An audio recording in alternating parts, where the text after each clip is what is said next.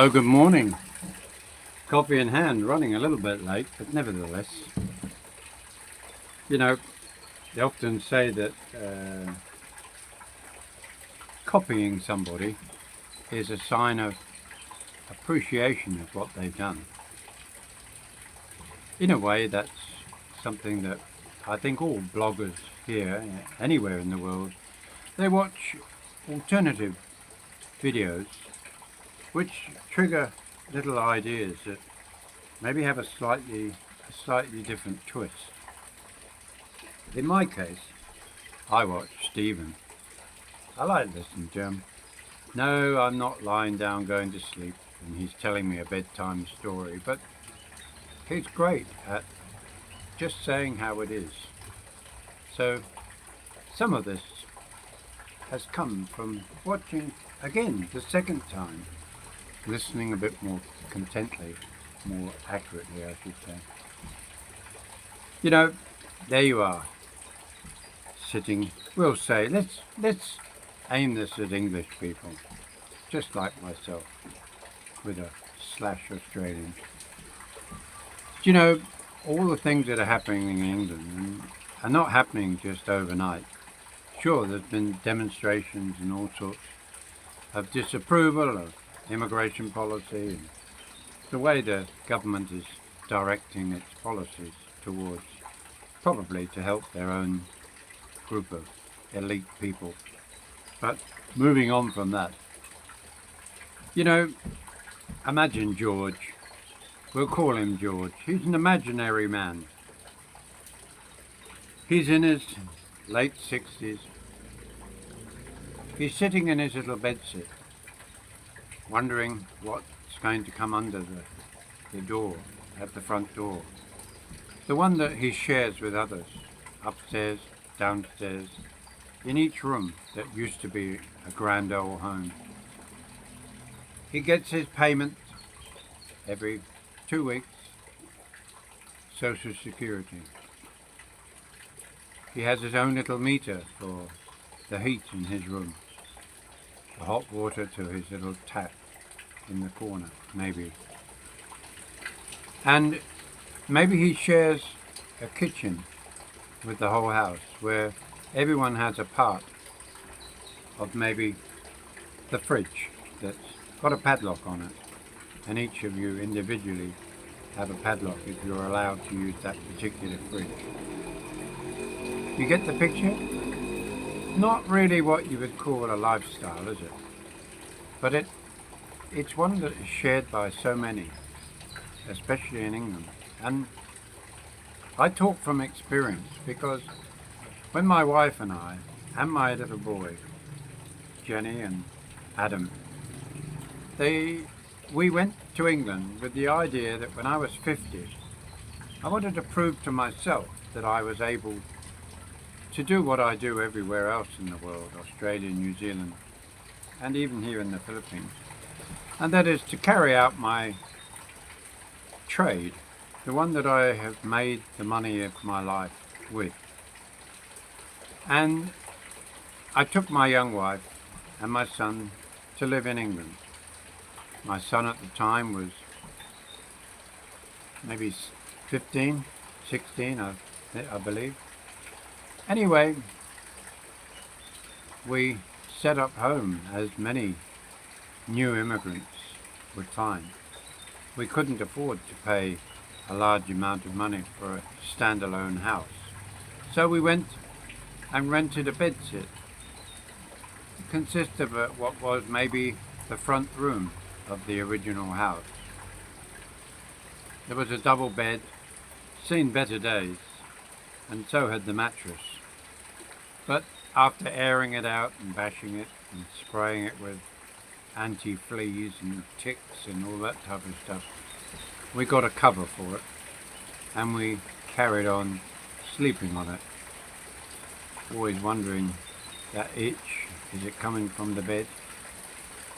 But we were poor then. We hadn't actually got much money. We had the airfare from New Zealand to London, and I had bought a little printer and I printed out some calling cards what you call business cards, with a phone number. I bought a mobile phone, got a mobile phone number. So did Jenny. She had one so that we could keep in touch.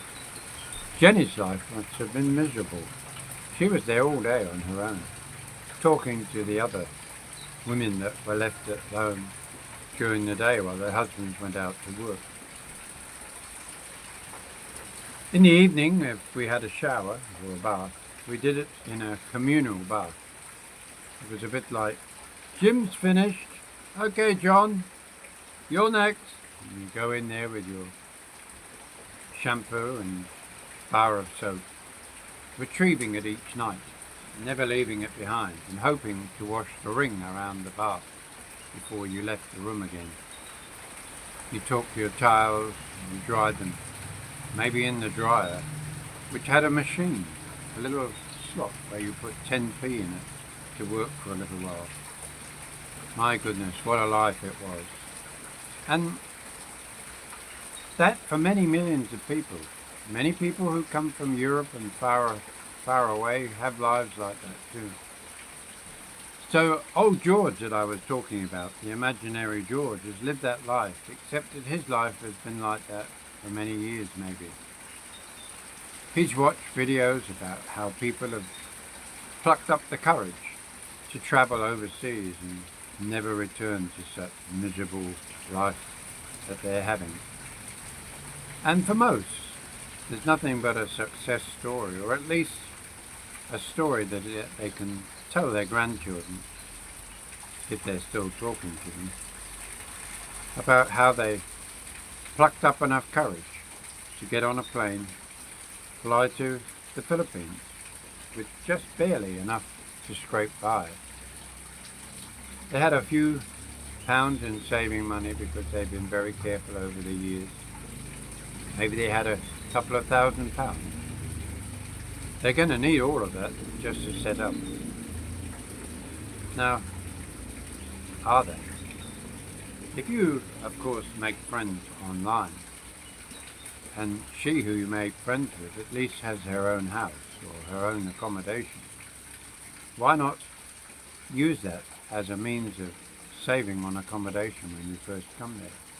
Two things: you save on accommodation, and secondly, you get to establish whether that lady that you've been talking to for all this time is the right one. If it doesn't work out, 6 months, 8 months, 9 months later, you would by then have got into the routine of life here in the Philippines, and you won't feel so overpowered by what you've come to. By then you will have made some friends, hopefully foreigners as well, who you can use to bounce off your ideas and just realize that you're all in the same boat. We all are in the same boat. We all who choose a Filipina to live with will come across all of the little stories you hear. Some to a bigger degree, some to a lesser. But the point that I'm making is that you will adapt. You will reset your life to the point where it will become normal. Less and less time will you be thinking about, did I make the right decision coming here? No more letters arriving under the door every morning asking for council tax, asking for this or that. It will be more like expecting maybe Lazada to be there for you at the gate when you ordered some little gadget that will make your life better. It is about mindset.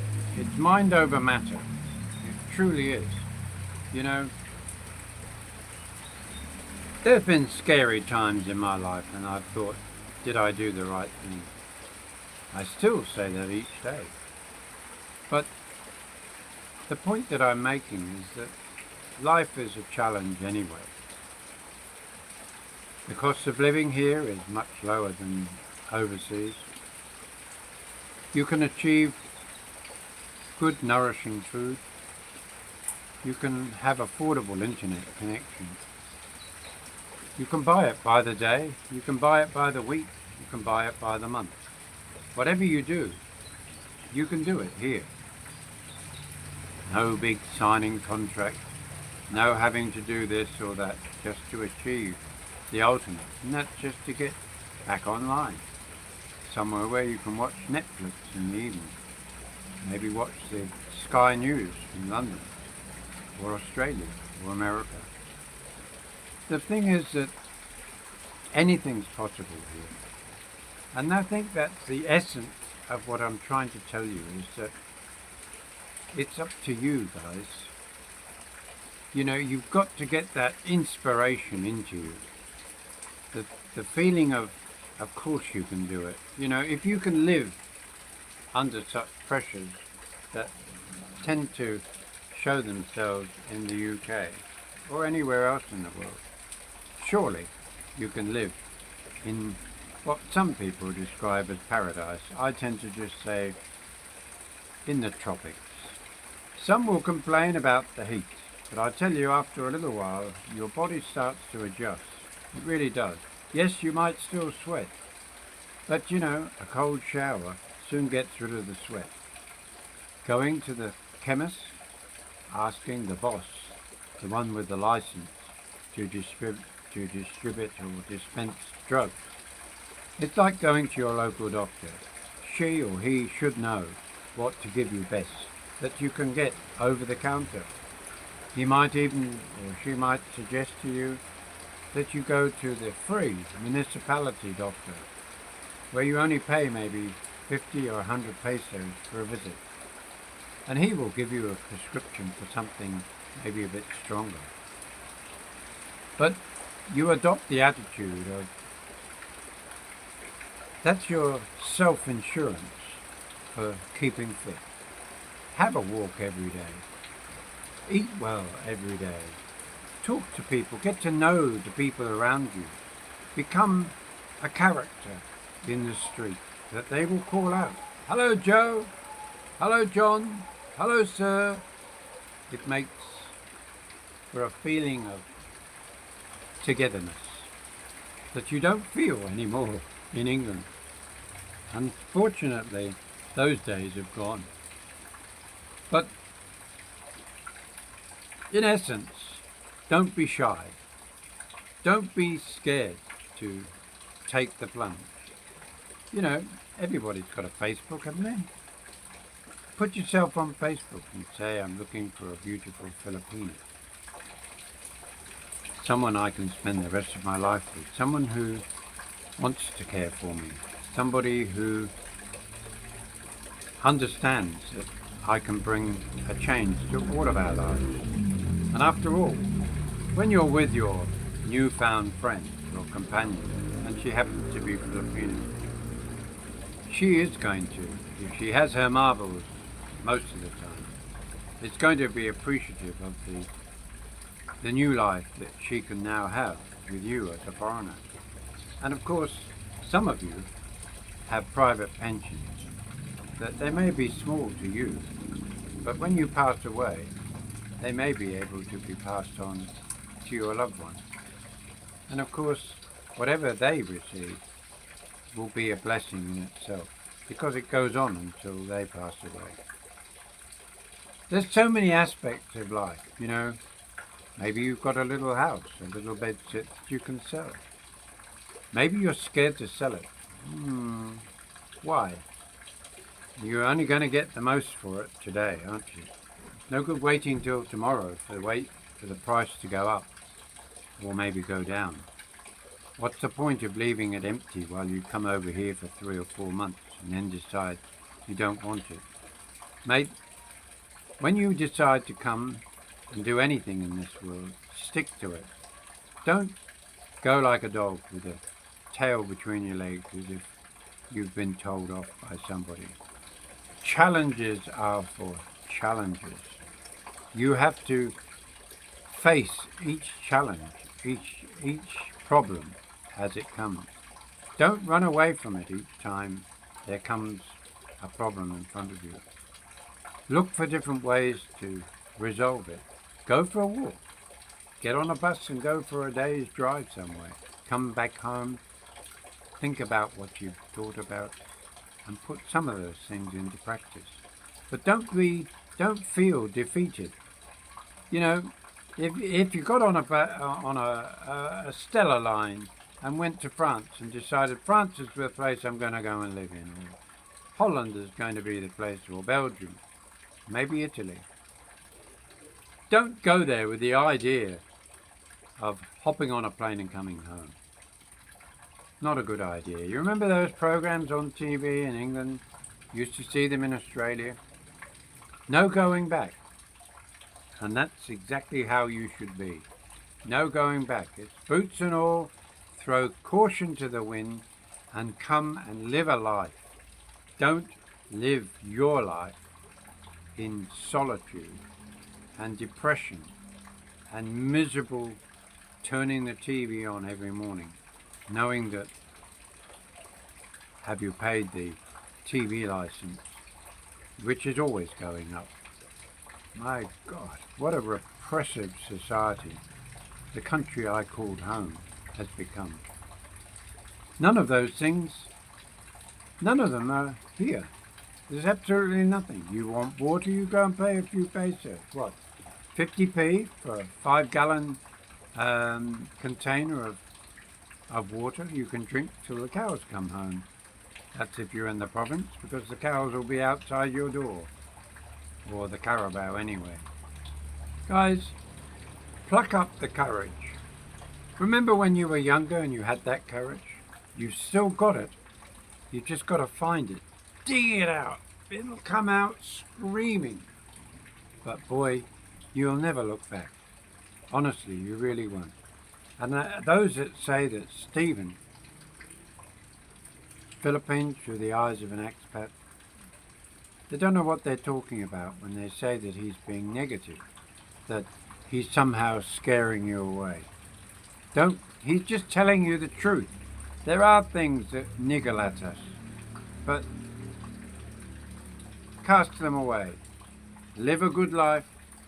Don't get drunk too much, at least not in the street.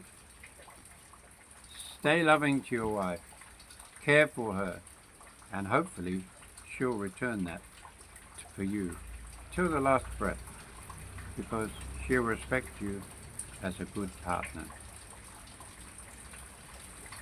Don't forget to like, share, thumbs up, and we'll catch you later. Bye now.